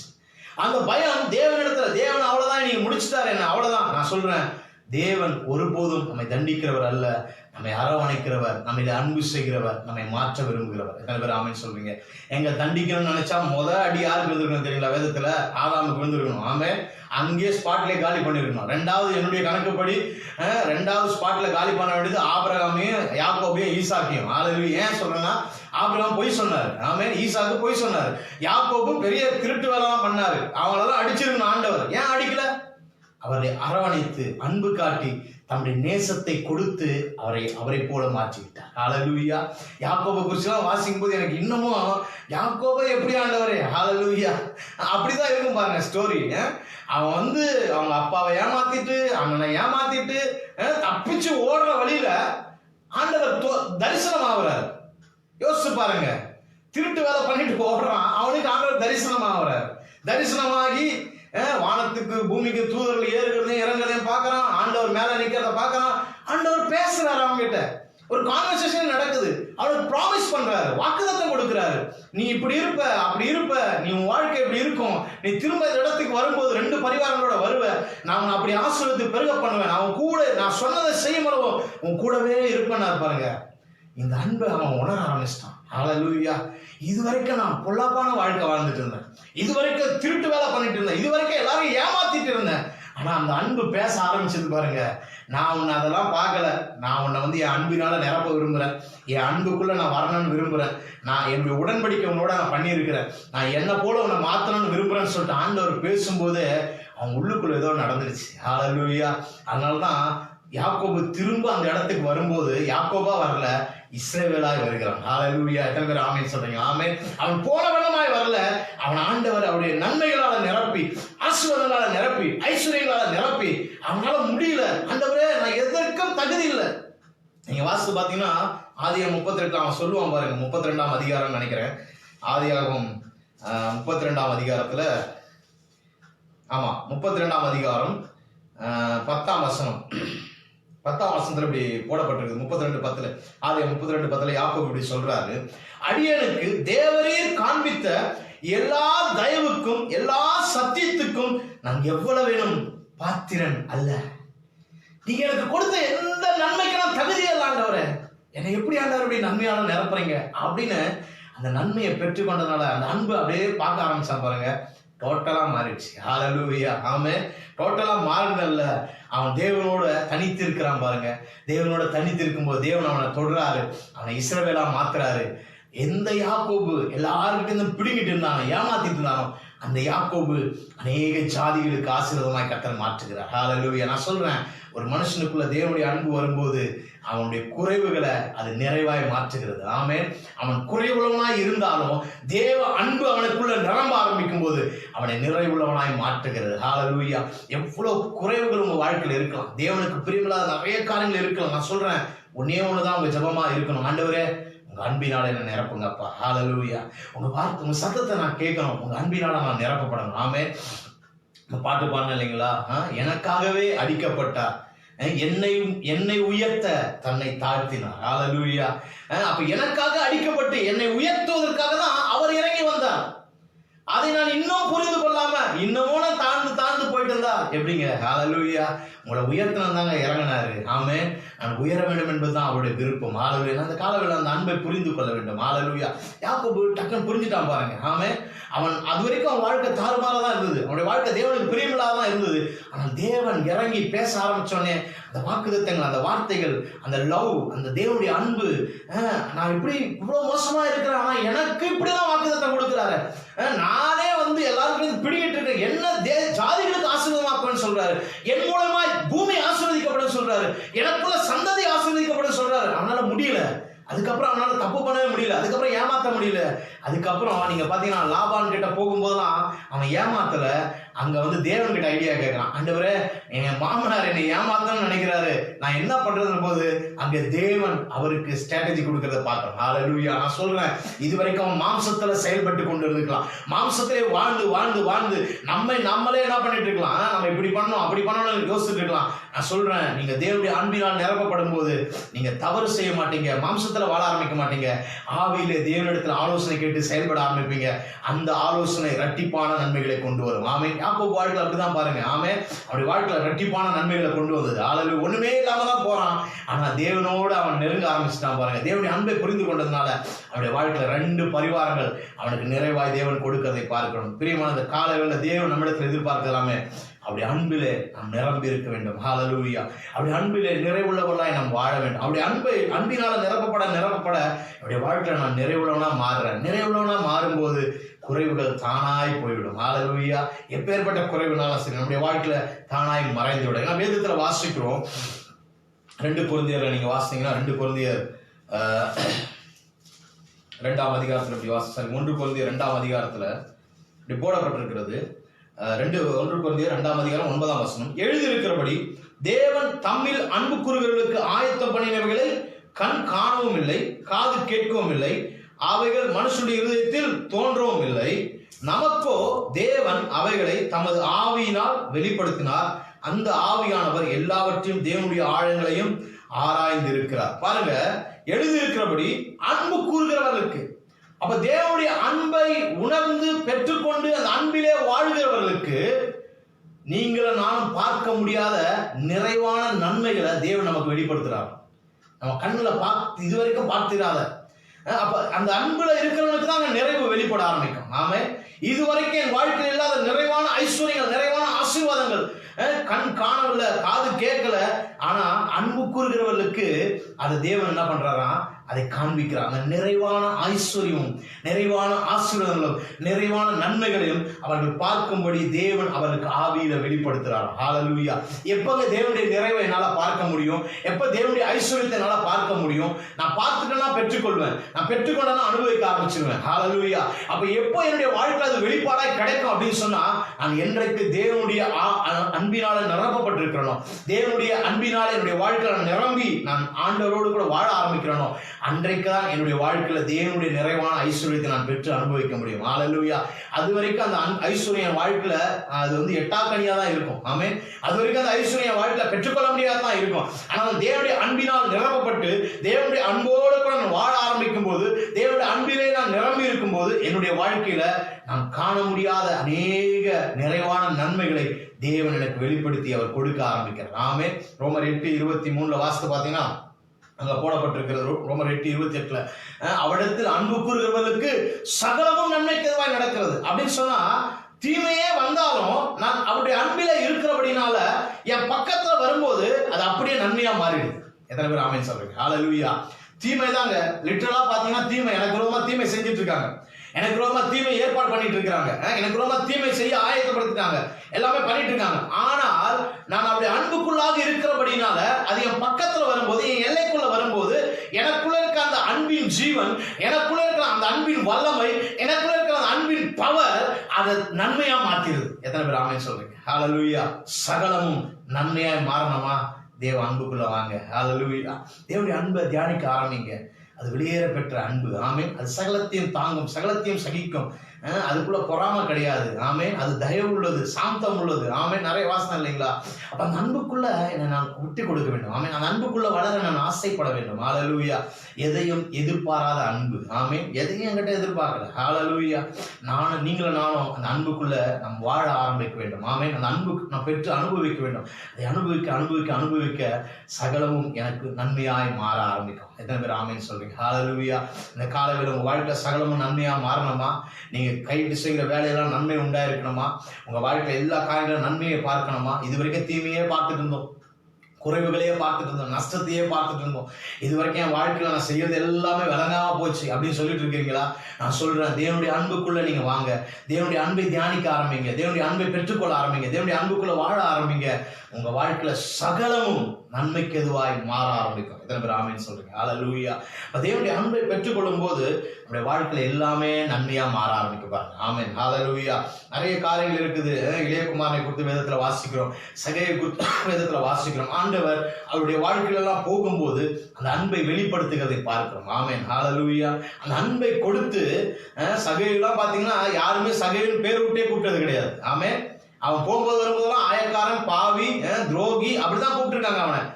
அவன் முகத்துக்கு நேரம் என்ன பண்ணுவாங்களாம்? காரி துப்புவாங்களாம் யூதர்கள்லாம். ஏன்னு சொன்னா தன்னுடைய யூத மார்க்கத்தை சார்ந்த ஒருவன் என்ன பண்றான்? ரோம கவர்மெண்ட்டுக்கு சேவை பண்றதுனால, அவங்க ஆபீஸ்ல இன்கம் டேக்ஸ் வசூல் பண்றதுனால இவங்க என்ன பண்ணாதான் யூதர்கள்லாம் அவனை நேர்ல வந்தாலே அவன் மேல காரி துப்புவாங்களாம். அவனுக்கு கொடுக்க வேண்டிய டாக்ஸ் எல்லாம் தூக்கி எறிவாங்களாம். அப்படிதான் பண்ணுவாங்க. நாயை விட கேவலமா ட்ரீட் பண்ணுவாங்களாம்.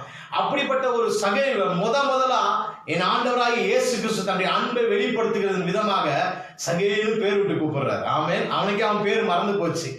சின்ன வயசுல வச்சது, சின்ன வயசுல கூப்பிட்டது, என்னைக்கு ரோம கவர்மெண்ட்ல சேர்ந்தானோ அன்னைக்கு அவன் பேரு யாருன்னு கூப்பிடுறது கிடையாது. ஆமென்.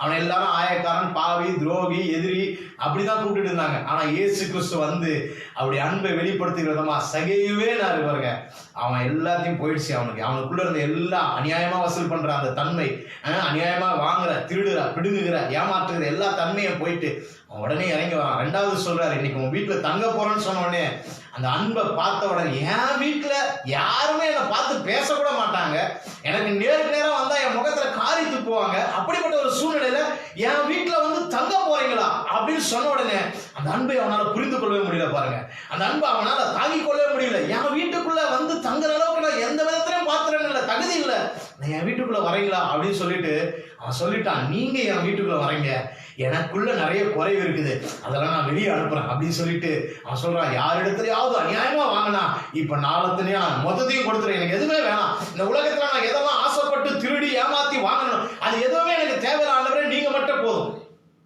அதுதாங்க கிறிஸ்துவின் அன்பு ஒரு மனுஷனுடைய வாழ்க்கையில செய்யக்கூடியது. ஆமே, ஒரு மனுஷனுடைய வாழ்க்கையில தேவனுடைய அன்பு வெளிப்பட ஆரம்பிச்சிச்சுன்னா அவனுக்குள்ள இருக்கிற எல்லா குறைவின் அனுபவங்களும் ஆட்டோமேட்டிக் பிச்சுட்டு வெளியே போயிடும். ஹல்லேலூயா. அவன் ஆட்டோமேட்டிக் பிச்சுட்டு வெளியே போயிடும். வீட்டில் கணவனோ மனைவியோ குடும்பத்தில் ரட்சிக்கப்படாத நபர்கள் இருக்காங்களா, ஒரே ஒரு ஜெபம் மட்டும் பண்ணுங்க. ஆண்டவரே உங்க அன்பினால நிரப்புங்கப்பா. ஏன் சொன்னா அந்த அன்புக்கு இருக்கிற வல்லமை இந்த உலகத்துல எதற்குமே கிடையாதுங்க. எப்பேற்பட்ட கொலைகாரனையும் எப்பேற்பட்ட துன்மார்க்கனையும் சன்மார்க்கனையும் அது மாற்றக்கூடிய வல்லமையா இருக்குது. ஆமென். எப்பேற்பட்ட துன்மார்க்கனையும் கொலைகாரனையும் ரட்சிக்கக்கூடிய நல்ல மனிதனாய் மாற்றக்கூடிய ஒரு வல்லமை தேவனுடைய அன்புக்கு மாத்திரமே இருக்கிறது. ஹல்லேலூயா. அப்ப அந்த அன்பு சகோதரருடைய வாழ்க்கையில வந்த உடனே, அது அந்த வீட்டுக்குள்ள நுழைஞ்ச உடனே, அந்த தேவன் அன்பான தேவன் அவர்தான் அன்புனா அவர்தான் தேவன் தான் அன்பு. ஆமென். அந்த அன்பு உள்ள நுழைஞ்ச உடனே, அந்த நிறைவு உள்ள போன உடனே குறைவெல்லாம் ஆட்டோமேட்டிக் வெளியே புறப்பட்டு போகுது. ஹல்லேலூயா. அதுக்கப்புறம் அங்க இருக்கிறதுக்கு இடமே கிடையாது. உங்க வாழ்க்கையில் நிறைய குறைவை பார்த்துட்டு இருக்கீங்களா? நிறைய ஆவிக்குரிய குறைவுகள், நிறைய பாவ காரியங்கள், நிறைய துன்மார்க்கமான காரியங்கள், உலக காரியங்கள், அல்லது தேவனை விட்டு பிரிக்கிற நிறைய காரியங்கள் இருக்குதா? ஒன்னே ஒண்ணுதான், ஆண்டவரே உங்க உண்மையான அன்பை நான் புரிந்து கொள்ளணும் ஆண்டவரே அப்படின்றது உங்க ஜபமா இருந்துச்சுன்னா, நான் சொல்றேன் உங்க வாழ்க்கையில் இருக்க எல்லா குறைவுகளும் ஆட்டோமேட்டிக்காக உங்களை விட்டு கடந்து போயிடும். ஆமென். ஹல்லேலூயா. அப்ப சகோதரருடைய வாழ்க்கையில் தேவன் கிரியை செய்து பார்க்க, அப்ப தேவனுடைய அன்பினால நிரப்பப்பட்ட ஒரு மனுஷன் எப்படி இருப்பான் அப்படின்றத மாத்திரம் நம்ம வாசித்து நம்ம ஜெபம் போறோம். எடுத்துக்கொள்ளுங்க மத்தேயு எழுதின சுவிசேஷ புஸ்தகம் 5ஆம் அதிகாரம், மத்தேயு சுவிசேஷ புஸ்தகம் 5ஆம் அதிகாரம் 39ஆம் வசனத்துல நம்ம வாசிக்கிறோம். வேதத்துல ஆண்டவர் இயேசு கிறிஸ்து இப்படி பேசுறாரு. மத்தேயு சுவிசேஷ புஸ்தகம் 5ஆம் அதிகாரம் 39ஆம் வசனத்திலிருந்து, நான் உங்களுக்கு சொல்லுகிறேன், தீமையோடு எதிர்த்து நிற்க வேண்டாம். ஒருவன் உன்னை வலது கணத்தில் அறைந்தால் அவனுக்கு மறு கணத்தையும் திருப்பிக் கொடு. ஆமென். தேவனுடைய அன்பினால் நிரப்பப்பட்டவன் செய்கிற காரியங்கள். ஆமென். உன்னோட வழக்காடி உன் வஸ்திரத்தை எடுத்துக்கொள்ள வேண்டும் என்று இருக்கிறவனுக்கு உன் அங்கேயும் விட்டுவிடு. ஆமென். உன் வஸ்திரத்தை கேட்கிறனா, உன் மேல போட்டிருக்க அங்கேயும் என்ன பண்ணுதா வச்சுக்க அப்படின்னு கொடுத்துரு. ஒருவன் உன்னை 1 மைல் தூரம் வர பலவனம் பண்ணா அவன் என்ன பண்ணு, 2 மைல் தூரம் போ. ஹல்லேலூயா. அன்பு அதுதாங்க செய்யும். ஆமென். உன்னிடத்தில் கேட்கிற எவனுக்கு என்ன பண்ணு, கொடு. உன்னிடத்தில் கடன் வாங்க விரும்புறவனுக்கு முகம் கோணாதே. உங்ககிட்ட இருந்துச்சுன்னா தாராளமா கொடு. ஆமென். கடன் கேட்கிறவனுக்கு என்ன பண்ணாத, முகசுளிக்காத. உனக்கு அடுத்தவனை சிநேகித்து உன் சத்துருவை பகைப்பாயாக என்று சொல்லப்பட்டதை கேள்விப்பட்டிருக்கிறீர்கள். நான் உங்களுக்கு சொல்லுகிறேன், உங்கள் சத்துருக்களை சிநேகியுங்கள். ஆமென். ஹல்லேலூயா. இருதயத்துல ஆண்டவர் லிட்டரலா போய் எடுத்த உடனே நீ அப்படி பண்ணுன்னு சொல்ல, முதல்ல இருதயத்துல அவர்களை என்ன பண்ணுங்க, அவர்கள் மேல இருக்க கசப்பை அகற்றி போட்டு, உங்களுக்கு சத்துருவா இருக்காங்களா, உங்களுக்கு ரொம்ப துரோகம் பண்றாங்களா, உங்களை ரொம்ப ஏமாத்திட்டாங்களா, உங்களை ரொம்ப நோகடிச்சிட்டாங்களா, உங்க இருதயத்தை ரொம்ப ஹர்ட் பண்ணிட்டாங்களா, நான் சொல்றேன் அவள் இருதயத்துல சிநேகிக்க ஆரம்பிங்க. ஆமென். அந்த சிநேகம் உங்களுக்கு ஆரோக்கியம் உள்ளதா இருக்கும். ஆமென். உங்கள் இருதயத்தை ஆரோக்கியம் உள்ளதா வைத்துக் கொள்ளும், உங்கள் சிந்தையை ஆரோக்கியம் உள்ளதா வைத்துக் கொள்ளும், உங்கள் சரீரத்தை ஆரோக்கியம் உள்ளதா வைத்துக் கொள்ளும். அது உங்களுடைய நன்மைக்காக ஆண்டவர் சொல்றாரு. சத்துருக்கள் என்ன பண்ணுங்க, சிநேகியுங்கள். உங்களை சபிக்கிறவர்கள் என்ன பண்ணுங்க, ஆசீர்வதிங்க. அவங்க சபிச்சாங்கன்னா நானும் என்ன பண்ண, நீதான் உனக்கு தான் சபிக்க தெரியுமா அப்படின்னு நமக்கு தெரிஞ்சதெல்லாம் சபிக்க கூடாது. அவங்க என்ன சபிச்சாங்களா, ஆண்டவரே பிளஸ் பண்றேன்னு ஆசீர்வதிங்க. உங்களை பகைக்கிறவர்களுக்கு என்ன பண்ணுங்க, நன்மை செய்யுங்க. உங்களை நிந்திக்கிறவர்களுக்காகவும் உங்களை துன்பப்படுத்துகிறவர்களுக்காகவும் மறக்காம ஜெபம் பண்ணுங்க. ஹல்லேலூயா. என்னை நிந்திக்கிறவனுக்கும் என்னை துன்பப்படுத்துகிறவனுக்கும் மறக்காம என்ன பண்ணுமா, ஜெபம் பண்ணணும். ஹல்லேலூயா. எத்தனை பேர் அப்படி பண்ண ஆயத்தமா இருக்கிறோம்? தேவனுடைய அன்பு ஒரு மனுஷனுக்குள்ள இருக்கும்போது மாத்தினாங்க இப்படி செய்ய முடியும். ஹல்லேலூயா. ஆண்டவர் கொடுக்கிறாரு. ஒரு கிறிஸ்தவன் இப்படித்தான் இருக்கணும், கிறிஸ்துவின் அன்பை பெற்றுக்கொண்டு இப்படித்தான் இருக்கணும்னு சொல்றாரு. வேதத்துல வாசிக்கிறோம், உங்களை துன்பப்படுத்துகிறவர்களுக்காகவும் நிந்திக்கிறவர்களுக்காக என்ன பண்ணுமா, பிரேயர் பண்ணுமா. எத்தனை தடவை நம்ம அப்படி பண்ணியிருக்கிறோம். என்னை துக்கப்படுத்தினவங்களுக்காக, என்னை நிந்திச்சவங்களுக்காக நம்ம முழங்கால் படிட்டு, ஆண்டவரே அவர்களை ஆசீர்வதிங்க, ஆண்டவரே அவர்கள் தெரியாம செஞ்சுட்டாங்க, ஆண்டவரே அவர்களை மன்னிங்க, ஆண்டவரே. எத்தனை தடவை ஜெபம் பண்ணியிருக்கும். ஆண்டவர் சொல்றாரு, அவர்களுக்காக நீங்கள் நானும் ஜெபிக்க வேண்டும். ஹல்லேலூயா. எத்தனை நாள் ஜெபிச்சிருக்கிறோம், எத்தனை நாள் சபிச்சிருக்கிறோம். ஆமென். இந்த காலையில் ஆண்டவருடைய அன்பு அதை மாற்ற விரும்புது. ஆமென். இப்படி செய்வதனால் நீங்கள் பரலோகத்தில் இருக்கிற உங்கள் பிதாவுக்கு எப்படி இருப்பீங்களா, புத்திரராய் இருப்பீர்கள். அவர் தீயோர் மேலும் நல்லோர் மேலும் தமது சூரியனை உதிக்க பண்ணி நீதியுள்ளோர் மேலும் அநீதியுள்ளோர் மேலும் மழையை பெய்ய பண்ணுகிறார். ஹல்லேலூயா.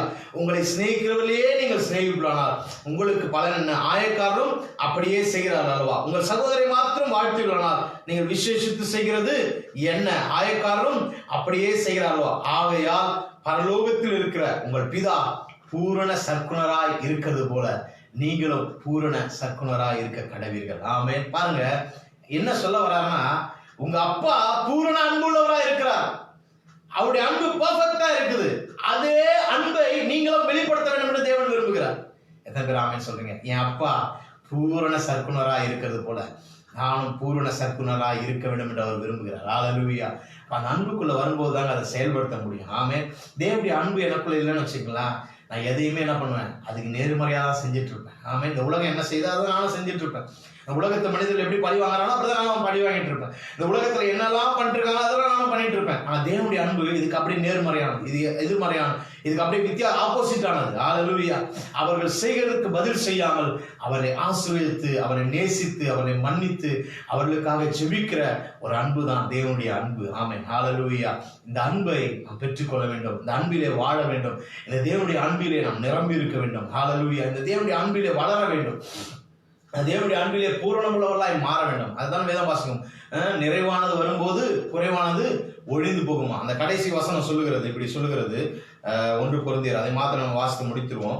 1 கொரிந்தியர் 13ஆம் அதிகாரம் கடைசி வசனம் நாம் எடுத்துக்கணும்னு சொன்னா அதுல இப்படி போடப்பட்டிருக்கிறது. 1 கொரிந்தியர் 13ஆம் அதிகாரம் கடைசி வசனம், இப்பொழுது விசுவாசம், நம்பிக்கை, அன்பு இம்மூன்றும் நிலைத்திருக்கிறது.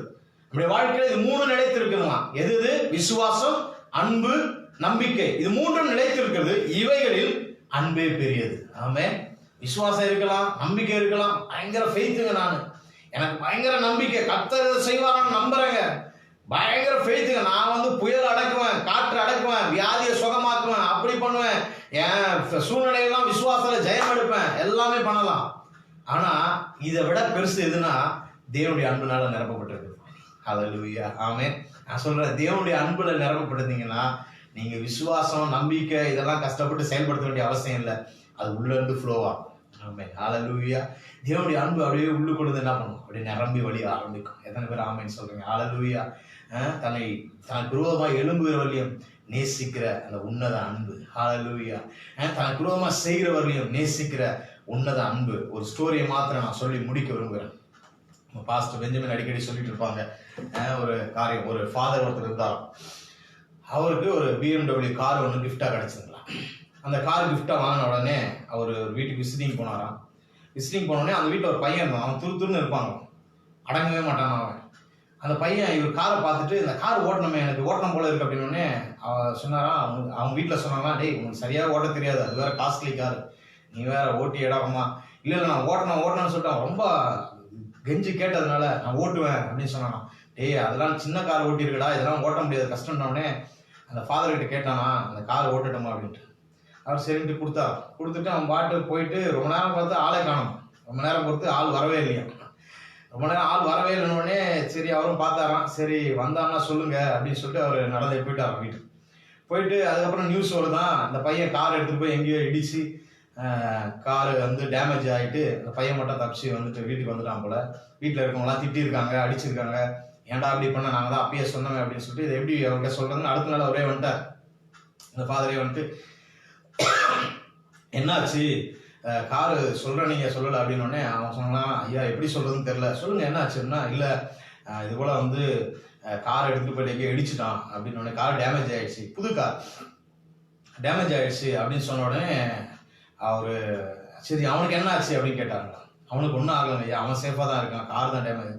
சரி பரவாயில்ல அப்படின்ட்டு அவர் சொல்லிட்டு அவன் எங்கே அப்படின்னு கேட்டால், இல்லை அவன் உங்களுக்கு பயந்துட்டு ரொம்ப நடுங்கிட்டு இருக்கிறான், நீங்கள் ஏதாவது பேச போகிறீங்க, திட்ட போகிறீங்க, அடிக்க போகிறீங்கன்னு சொல்லிட்டு அவன் பயந்துட்டு இருக்கிறான், அதான் போய் மறந்து அவன் பரவாயில்ல வர சொல்லுங்க அப்படின்னா அவன் வரவே இல்லை கடைசி வரைக்கும். சரி கார் எங்கே இருக்குன்னு இவர் போய் பார்த்துட்டு இன்சூரன்ஸ் கிளைம் பண்ணி காரை ரெடி பண்ணி கொண்டு ரெடி பண்ணிட்டு மறுபடியும் புதுசாக அந்த கார்லாம் வடிவமைச்சிட்டு எடுத்துகிட்டு வந்துட்டு அதே வீட்டுக்கு வந்தாராம். அதே வீட்டுக்கு அதே பையனை கூப்பிட்டு அவங்ககிட்ட நான் மறுபடியும் சாவியை கொடுத்து போய் ஓட்டு அப்படின்னாராம். அவனுக்கு ஒன்றுமே புரியலையா. அது வரைக்கும் அடங்காமல் இருந்த பையன், அது வரைக்கும் கீழ்படியாமல் இருந்த பையன் அப்படியே ஆள் சரண்டர் ஆகிட்டான் பாருங்க. அவன் எந்த காரு இடிச்சு அதை நாசமாக்கி போனானோ அதை அவன் கையிலே கொடுத்தாராங்க. அவர் சொன்னாராம், கிறிஸ்துவின் அன்பு இப்படிதான் இருக்குது. ஆமென். அது நிறைய முறை நம்மளோட வாழ்க்கையில நிறைய காரியங்கள் ஆண்டவர் கொடுக்கிறார், நம்மளை நம்பி கொடுக்கிறார். எல்லாத்தையும் ஸ்பாயில் பண்ணிடுறோம், எல்லாத்தையும் ஒண்ணும் இல்லாம பண்ணிடுறோம், ஆனாலும் திரும்பவும் கொடுக்கிறார் பாருங்க. அதுதான் கிறிஸ்துவின் அன்பு. ஹல்லேலூயா. எப்படியாவது நீ சரியாயிடுவ, எப்படியாவது நீ மனம் திரும்பிடுவ, எப்படியாவது மாறிடுவ, எப்படியாவது தேவனுடைய அன்புக்குள்ள வந்துடுவ, எப்படியாவது நீ தேவனை புரிந்து கொள்வ, தேவனுடைய அன்பை புரிந்து கொள்வ, எப்படியாவது தேவன் உன்னை நேசிக்கிறதை, தேவனுடைய அன்பை உன்னுடைய வாழ்க்கையில் நீ அனுபவிக்க ஆரம்பிப்ப, உன்னுடைய வாழ்க்கை நிறைவை பெற்றுக்கொள்வதுதான் அவர் திரும்ப திரும்ப திரும்ப திரும்ப திரும்ப தன் தன்னுடைய அன்பை கொடுத்து கொண்டே இருக்கிறார், தன்னுடைய நன்மைகளை கொடுத்து கொண்டே இருக்கிறார், தன்னுடைய ஆசீர்வாதங்களை கொடுத்து கொண்டே இருக்கிறார். நான் இன்னமும் பெற்றுக்கொண்டு இன்னமும் நான் அந்த அன்புக்கு கீழ்ப்படியல அப்படின்னு சொன்னா நஷ்டம் என் வாழ்க்கையில தான். ஹல்லேலூயா. இந்த காலையில் ஆண்டவர் சொல்ல விரும்புவது அதுதாங்க. அப்படி அன்புக்குள்ள வாங்க. நிறைவானது வரும்போது குறைவானது தானா போயிடும். ஹல்லேலூயா. ஒன்னே ஒண்ணுதான், ஆண்டவரே உங்க நிறைவான அன்பினால் அந்த காலவேளை நிரப்புங்க ஆண்டவரே. உங்க நிறைவான அன்பை பார்க்க முடியாத கண்களை திறந்தருங்க ஆண்டவரே. நிறைவான அன்பு எனக்குள்ள வரட்ட ஆண்டவரே. இந்த உலகத்துல எத்தனையோ சூழ்நிலைகள்ல எத்தனையோ மனிதர்கள் ஆண்டவரே தங்களுடைய எதிர்பார்ப்புகளின் நிமித்தமா என்ன நேசித்திருக்காங்க.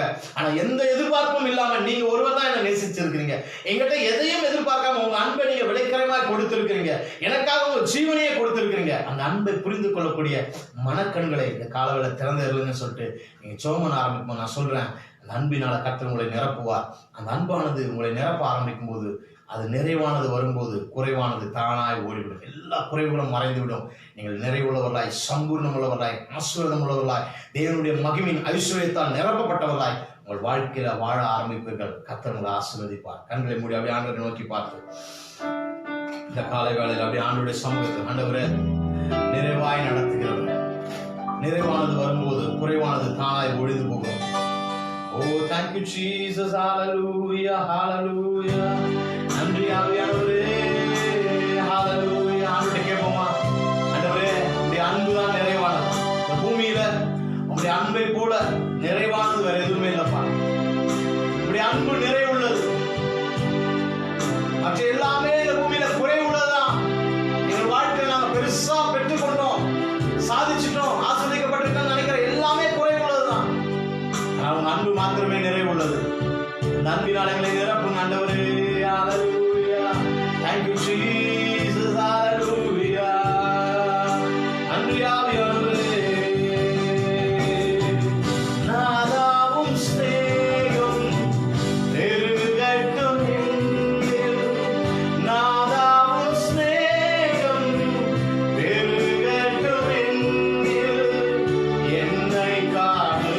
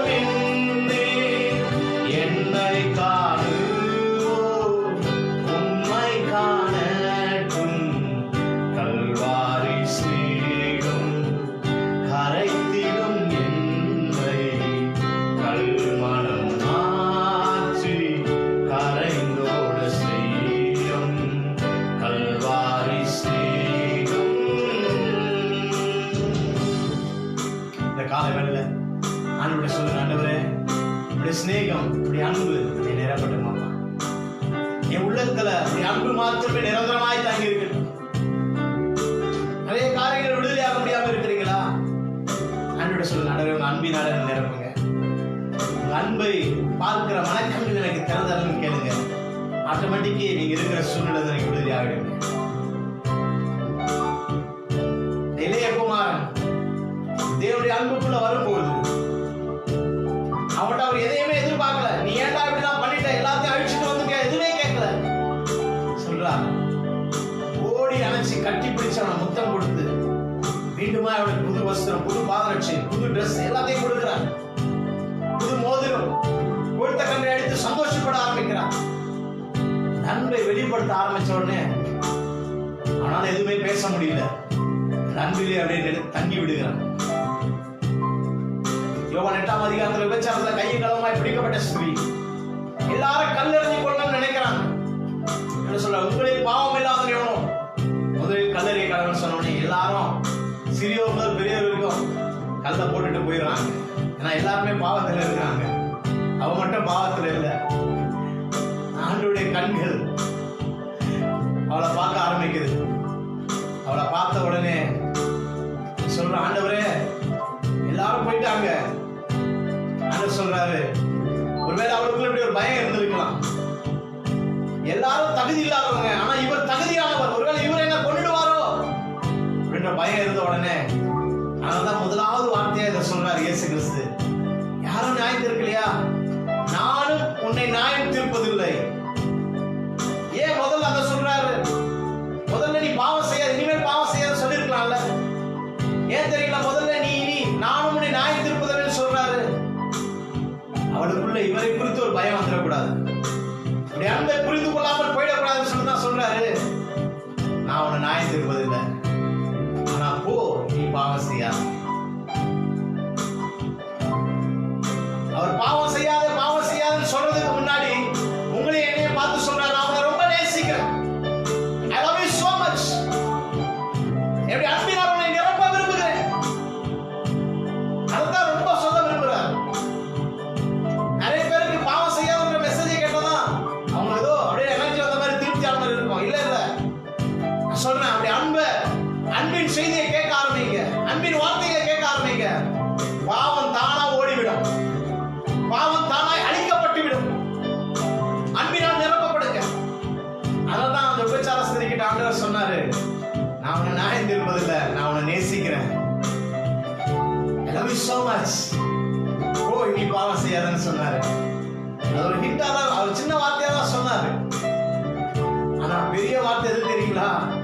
நான் உன்னை இன்னும் நேசிக்கிறேன், நான் இன்னும் அன்பினால் நிரப்ப விரும்புகிறேன். இந்த கல்வாரி அன்பினால் உன்னை நிரப்ப விரும்புகிறேன். இந்த காலங்களில் எத்தனை பேர் அப்படிப்பட்ட அன்பினால் நிரப்ப விரும்புகிறீங்க?